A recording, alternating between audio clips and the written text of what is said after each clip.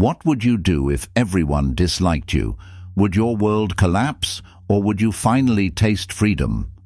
The fear of rejection, primal, visceral, feels like a predator stalking us in the shadows. But what if that fear is the real enemy, not the disapproval we dread? To embrace the courage to be disliked is to seize the freedom to live authentically, untethered from the shifting opinions of others. The Stoics understood this centuries ago. Your worth is not a commodity to be negotiated. It's yours, unchangeable, unshakable, untouchable. Ready to reclaim your freedom? Let's explore how, and don't forget to hit the like button to empower others on their journey too. 1. Why we fear dislike. Rejection feels like death, because long ago it was. To survive in ancient tribes, belonging wasn't just desirable, it was essential. Exile meant vulnerability to predators, starvation, and ultimately death. Our bodies haven't caught up to modernity. Today, a disapproving glance from a colleague or an unreturned text can trigger the same fight-or-flight response that once saved our ancestors. But here's the truth. Rejection today is rarely fatal. The stakes have changed, yet the fear persists, fueled by worst-case scenarios running wild in our minds. What if they think I'm not good enough? What if they abandon me? Over time, this fear builds a false narrative. My value depends on their approval. This isn't just about rejection, it's about control. We want to control how others see us, twisting ourselves into shapes we hope they'll like. Ironically, this need to control perceptions only deepens our captivity. But freedom begins with a realization. Rejection isn't a reflection of your worth. Dislike is not fatal, nor is it final. It's simply the price of individuality. Marcus Aurelius put it bluntly, "If it be not right, do it not. If it be not true, speak it not." Live authentically and let the chips fall where they may. 2. The prison of seeking approval. Seeking approval is an invisible cage. At first, the praise feels sweet, a kind word, a nod of agreement. But soon, you're chasing it like an addict after their next fix. Each decision becomes weighed down by a haunting question: what will they think? This pursuit warps your life. You stop living for yourself and start performing for an audience.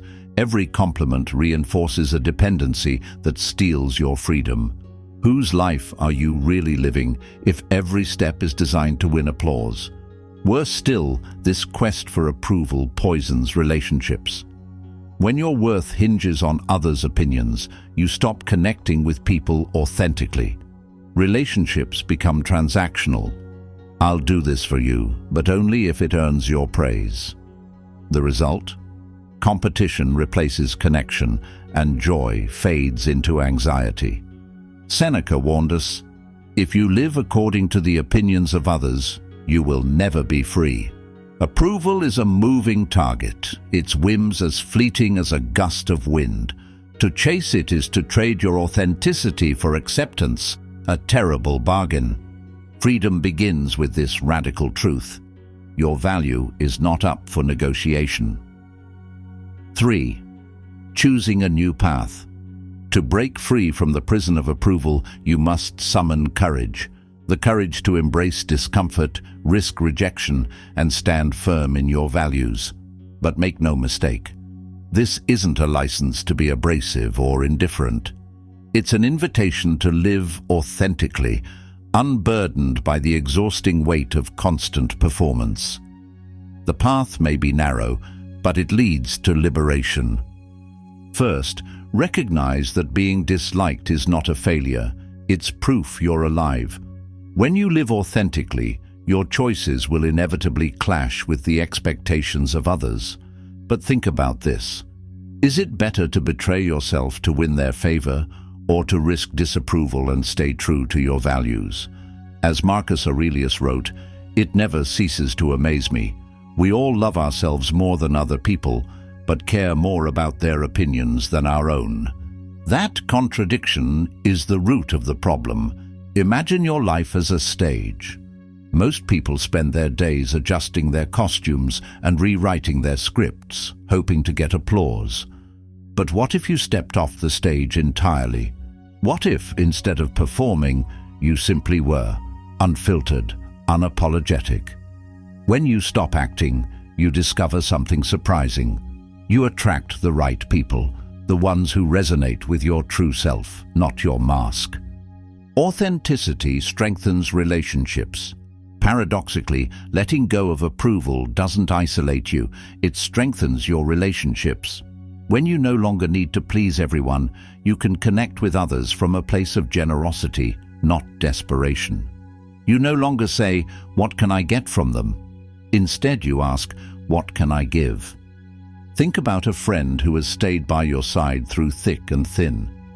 Chances are they didn't love you for your achievements or your image. They loved you because you were honest, vulnerable, and real. By letting go of the need to impress, you make room for deeper, more meaningful connections. Seneca understood this. A wise man is content with himself, but he does not close himself off from others. He shares his wisdom and receives wisdom in return. Authenticity doesn't mean retreating into solitude. It means showing up in the world as your unvarnished self and trusting that those who matter will stay. Contribution, a new source of fulfillment. Approval is fleeting. Contribution is lasting. When you shift your focus from being liked to being useful, something profound happens. You stop measuring your worth in applause and start finding it in action. Consider the difference between someone who seeks approval and someone who seeks to serve. The first is a performer, constantly scanning the crowd for signs of validation. The second is a builder, quietly working to improve the lives of others. The performer may win applause, but the builder creates something far more enduring: impact. To make this shift, ask yourself a simple question: how can I add value to the lives of those around me? The answer doesn't have to be grandiose. It could mean offering a kind word, sharing your expertise, or simply listening without judgment. These small acts of contribution are deeply fulfilling because they come from a place of abundance, not neediness. Marcus Aurelius reminds us of this truth. That which is not good for the beehive cannot be good for the bee. In other words, your happiness is intertwined with the well-being of others. By contributing to the greater good, you find a purpose that no amount of approval can replace. Embracing rejection as growth. Finally, understand that rejection is not your enemy, it's your teacher. Each moment of discomfort, each instance where someone disapproves or misunderstands you, is an opportunity to grow stronger. Instead of seeing rejection as a threat, see it as a chance to practice courage. Consider this: would you rather live a life so bland, so neutral, that no one ever dislikes you?